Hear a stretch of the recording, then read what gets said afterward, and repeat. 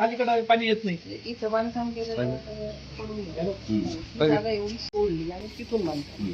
आता हे ग्रीन नाही का ना, त्या लेवलला पाणी मॅडम, ते पाणी इकडे यायला पाहिजे होतं. आपण इथं पाण्यात पाहिजे होतं. त्याला सिमेंट नाही, काहीच नाही, फक्त माती. हे आपण एक साधारणतः मागच्या वर्षी ओपन केलं 2-2.5 फूट. पूर्वी हे इतकंच होतं, या लेवललाच होतं. मग आपण गव्हर्नमेंटची परमिशन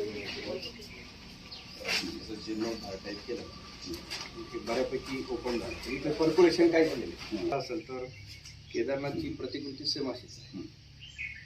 आणि याच्यात प्रचंड माताजी सगळे सहयोगी होते. शिवमाताजी बोलले होते की याला हे मसोबा मंदिर आहे हे ठीक आहे, पण याला एकादश रुद्र म्हणा, कारण की ते समर्पक राहील.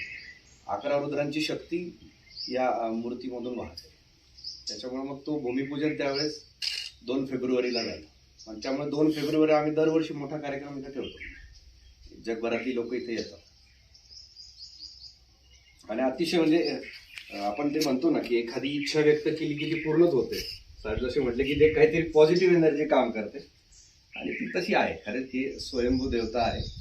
आणि शिवमाताजींसारखे संत या ठिकाणी येऊन गेले, आणि त्याच्यामुळे ते वर्कआउट होतं सगळ्या पद्धतीने.